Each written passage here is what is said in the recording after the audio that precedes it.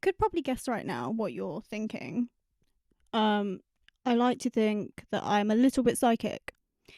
And using my powers, I can guess you are probably thinking, do we need another white woman holding a microphone? And hear me out. The answer is no. But here I am. Hi. My name is Giggsy. I'm an independent musician, and this is whatever the hell this is. Named it Giggsy's World because you get a look into my brain and psyche and thoughts, and you probably don't want to be in there. It's probably quite dangerous. But, again, hear me out. I can be funny. So, there's that. Before we get into whatever my brain conjures up today, I just wanted to say that thank you for watching, for starters, but also that I have an EP coming out on the 4th of June called In the Ether, and it is the first EP of 3 that's going to be released over the next year. And the first single is already out, so if you haven't watched that or listened, what are you doing? But yeah, the pre-save is available for that, and I'll put that in the description, and you can find my music on Spotify, Bandcamp, Apple Music, Deezer, Tidal, all the other ones that they put it on that I don't think anyone uses, but it's okay. The thought was there. But what do I want to talk about today? That is the question. I wrote down a list of my favourite albums of all time because I was thinking about this the other day, and I was like, I know like a solid 5. And then I started writing them down, and I was like, there's actually quite a few albums that I would consider like my favourite albums. And by favourite, I mean I don't get bored listening to them. So some of my favourite albums of all time, here is one. Absolutely adore this album. The Family Jewels by Marina. One of the best albums, I think, genuinely. It's a debut album as well. She did that. And the fact it went like big on TikTok last year, like Hermit the Frog and Are You Satisfied and stuff like that. And I was just like, guys, I've been saying this. Where were you 10 years ago? And all the people that are like, Electra Heart's her best album, I'm sorry. That is just incorrect. That is not. I am sorry. I love how the episode last week was literally me going on about how people argue when someone has a different opinion than you, and that's literally just what I'm doing. Call me a Hippocrates. It was a Electra Heart joke reference. No, but jokes aside, to me this is one of her best albums. This, for me, Marina albums go The Family Jewels, Fruit, Ancient Dreams, Electra Heart, Love and Fear. Even though I have an Electra Heart tattoo, but we ignore that because it was quirky, it was different. It was her voice that I think made it so different, and the arrangement. It was like, I always get this word wrong, baroque. It's baroque, right? Not barraque. And I had never heard that kind of been done because I was probably about 9 or 10 when this album came out. I think my maths could not be mathing. And Marina was one of the artists that I would only exclusively listen to. Like, I used to listen to her and Lady Gaga on repeat for all my life, every day, like, if I was listening to something, it was probably them too. And then I discovered other music existed, which is funny because I am a musician, and as I said, Lady Gaga as well. But I think my favourite Lady Gaga album is Art Pop. I think it felt so personal and special in like such a plastic way. I can't describe it. Obviously it was very colourful, it's like, it's pop, so it's plastic, but it felt so authentic, even though she was like in performance mode the whole time. Like the interview, it's like, if you could only do one thing, this is Born This Way, but still it was that kind of vibe. If you could only do one thing in your life, what would you do? Die. And during Art Pop, she also did like street art performance, like when she would come out of hotels, get off at the airport and stuff. I actually have a tattoo of her in, I think it's landing in Greece, and she's in seashell bikini, netting, these like clear stiletto pleaser heels, and she's just walking around doing the V, like, famous. And her face was like completely in it the whole time, and I was like, that's a slay. I need that on my body. So I did that. And she did that. And I also, this is a story and a half.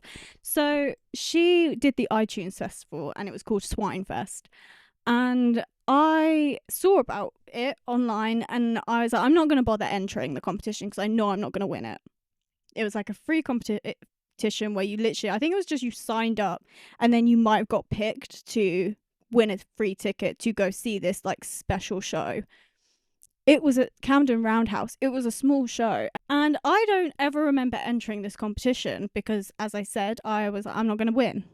I instead decided to, if you're religious, look away now. I decided to kneel at my windowsill and literally was like, Satan. I was like, listen, me and you, brother, we could strike a deal. I literally made a deal with the devil for those tickets. Worth it. I don't have a soul now. But it's fine. I don't think I needed one anyway. But on a serious side note, I don't believe in all that. Sorry. So it didn't really, I did it as like a joke. I was like 12, 13. And then I woke up the next morning and I got an email saying I'd won a ticket. Call me Lil Nas X. Like, oh my God. Rena's This Hell starts playing. But yeah, so that was a funny story. And if you believe in that, I apologize if I offended you, okay? But it's funny. This next one I wrote for my fans.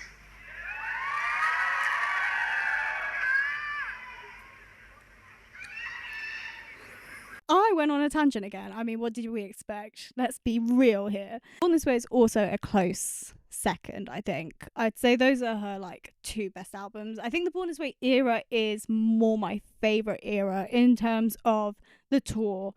Just everything she had going on in that era was amazing. And I remember being so obsessed. It was like Rockstar, but pop.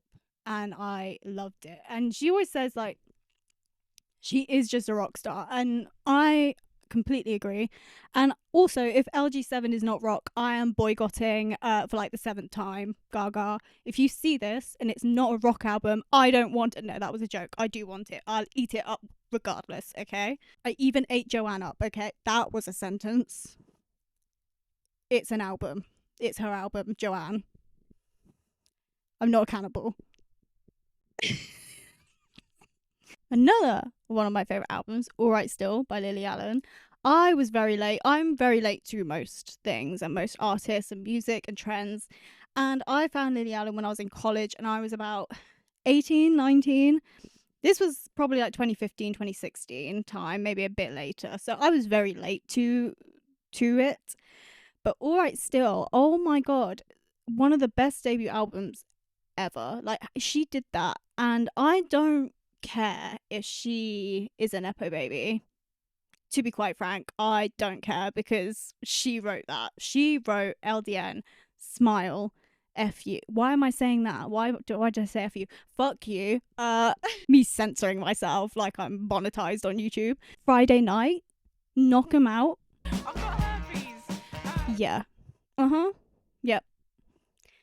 I don't think I need to say any more on that, to be honest. Another band artist that I was late to, My Chemical Romance. Welcome to the Black Parade. I obviously knew that song, but I didn't know it. And when I discovered them at the ripe age of 15, 16, again, college was a wild time for me. I was discovering music that was like 10 years old. And I love the Black Parade. I flip-flop between the Black Parade and Three Cheers being my favourite MCR albums. Then piggybacking Panic at the Disco, again, late to the game. My favourite album of theirs is Too Weird to Live, Too Rare to Die.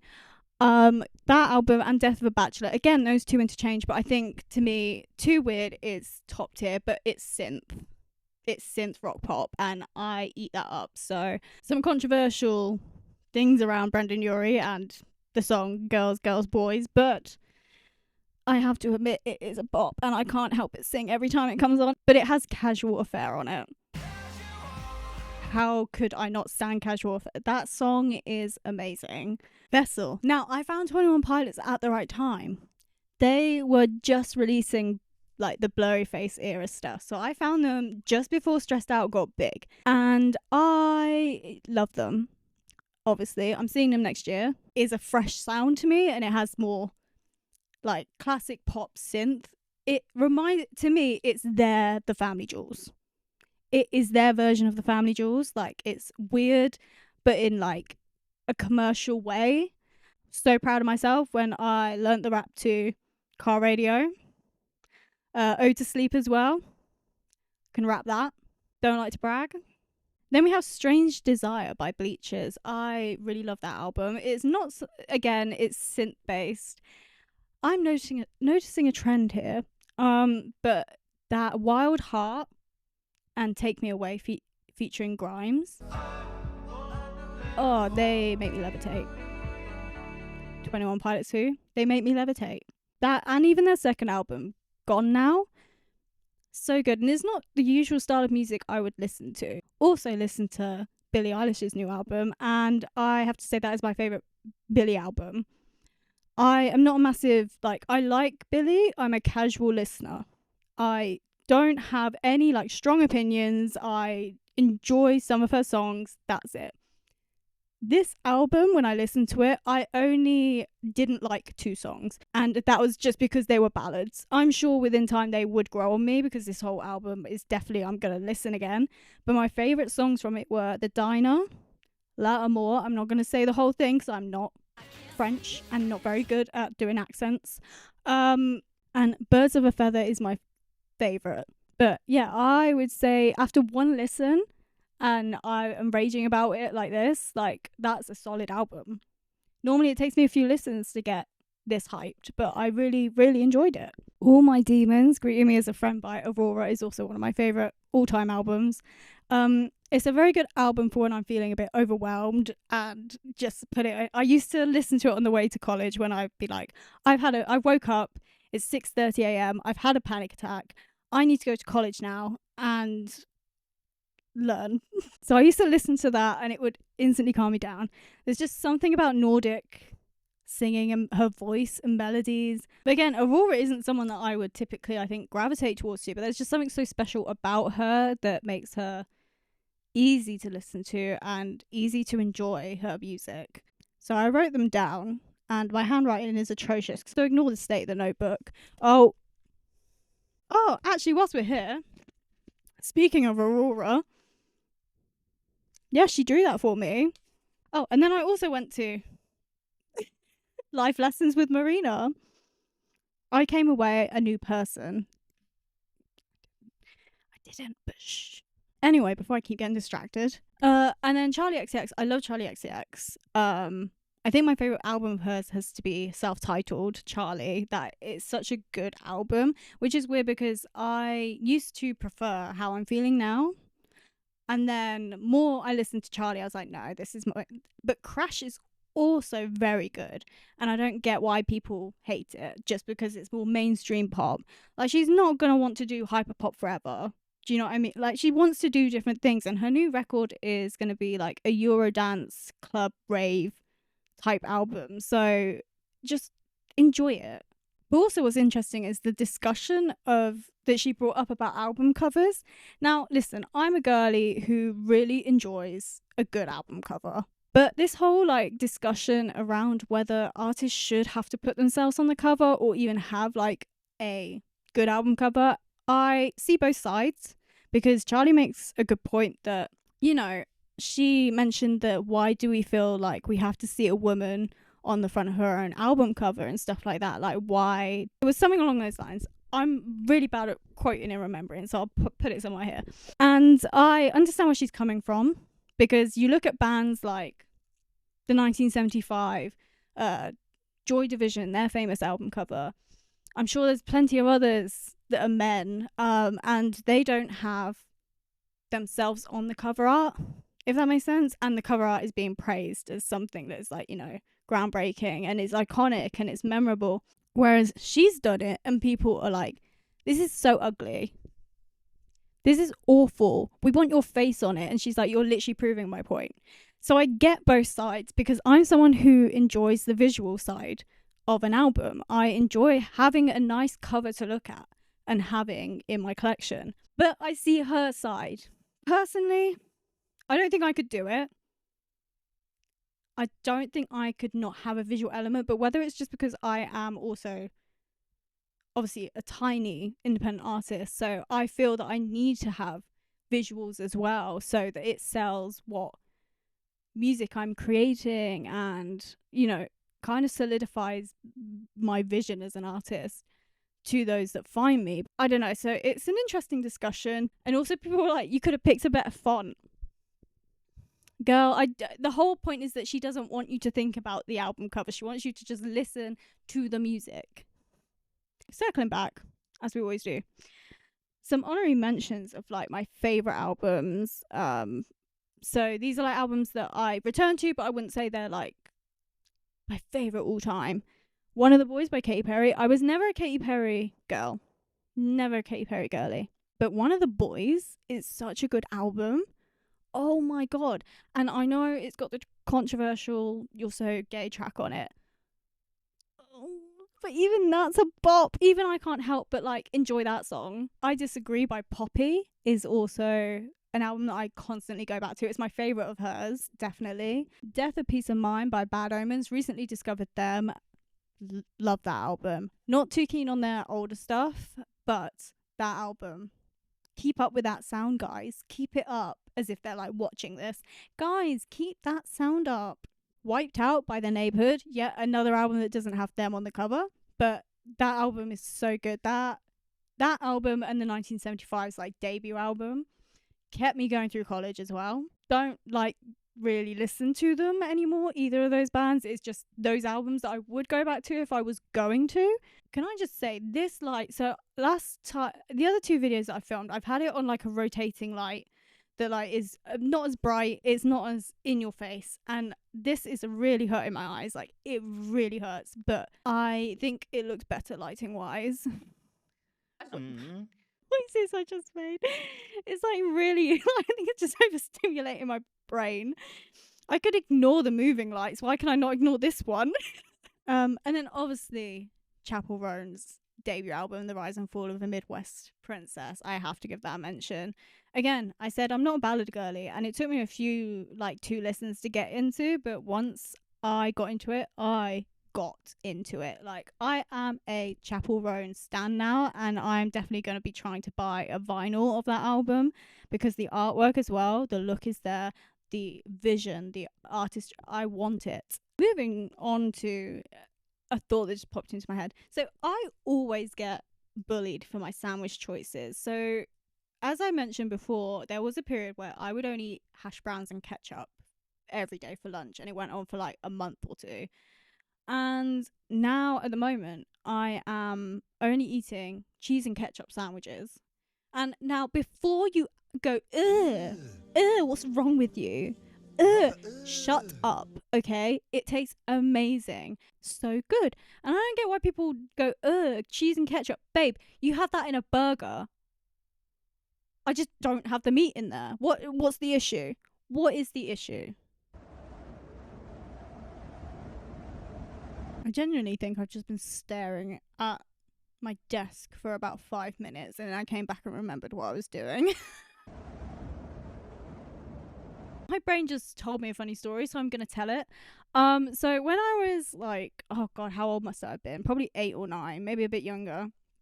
We used to have a load of guinea pigs, and it was raining outside, and they were out. Obviously, guinea pigs you can keep outside, and they had like this big hutch, big like runner thing, all good. But it was raining, and my mum turned to me and said, "Oh, you should go get the hairdryer and we can blow dry the guinea pigs." I must have made like a comment about they were getting wet or something.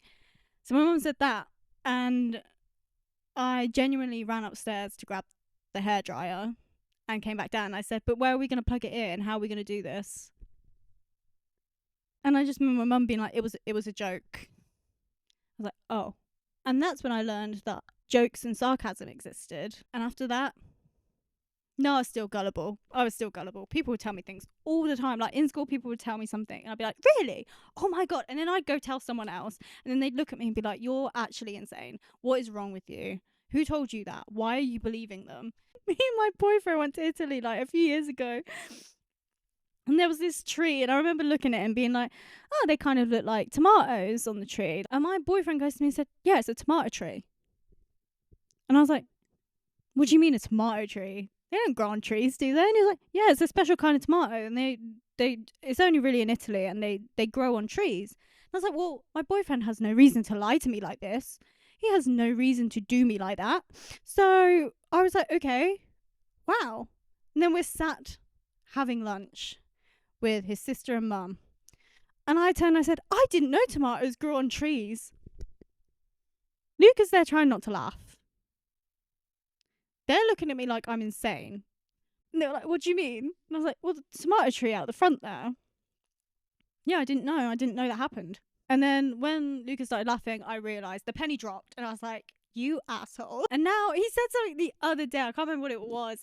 But I was like, I don't believe you. I don't believe you. You're lying to me. See, this is what happens when you mess with me, okay? I won't believe anything you ever say to me again. Fool me once. Shame on you. Fool me twice. Still shame on you.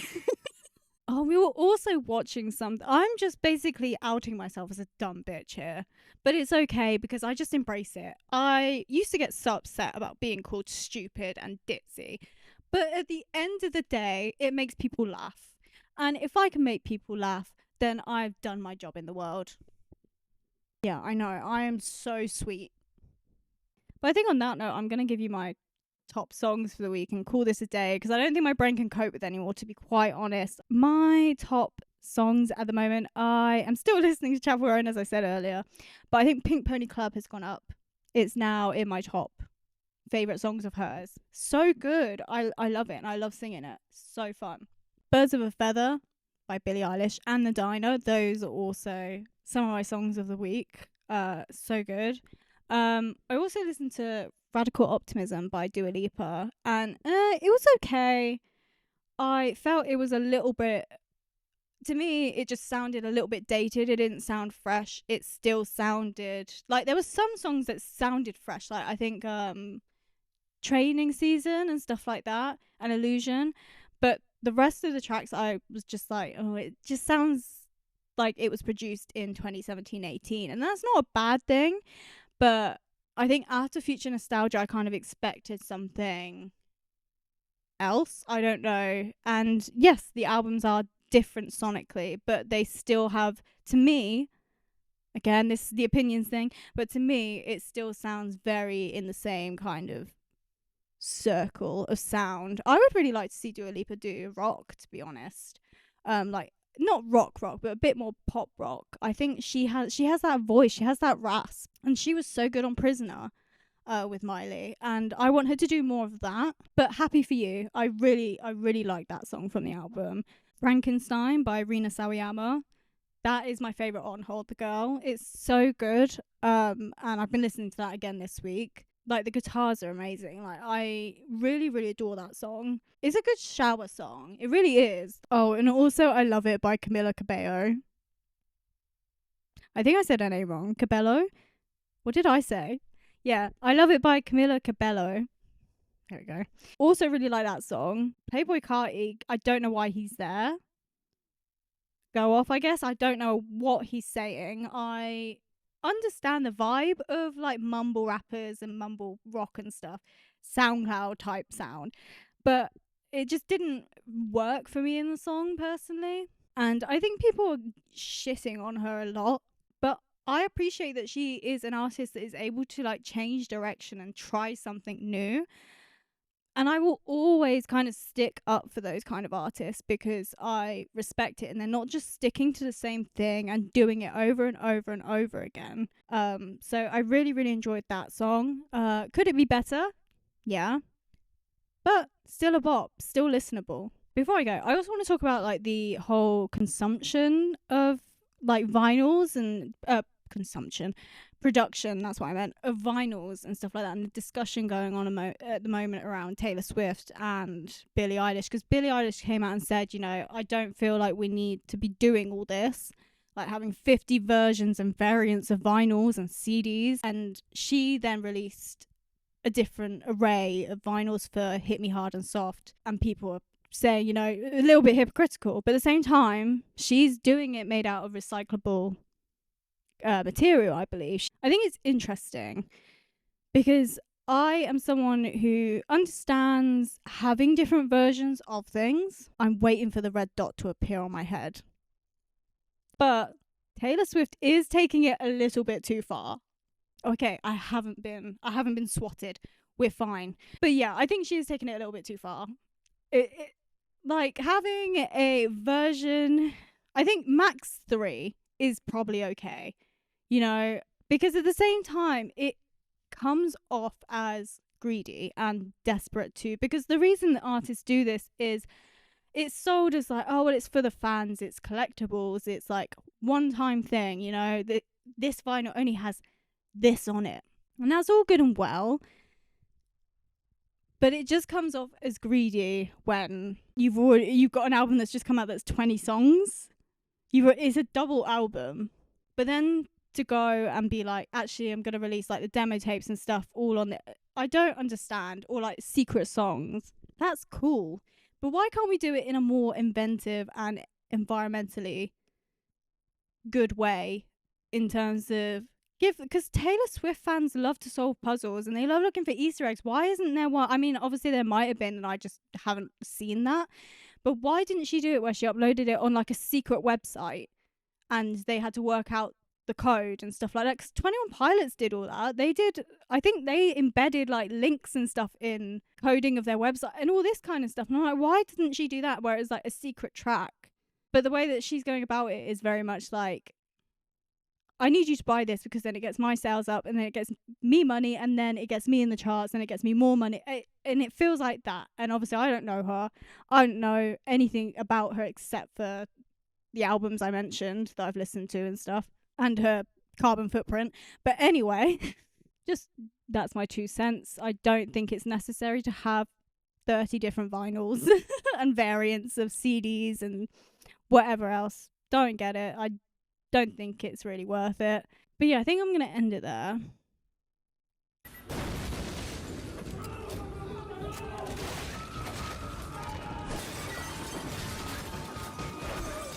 So that was that. If you made it to the end, I just want to ask, are you okay? Because this one really was hard to sit and film. So I can't imagine it was easy to watch either. But I'm really warm. I need to go sit in front of a fan and probably cry for a bit maybe. But yeah, you can pre-save my EP coming out the 4th of June.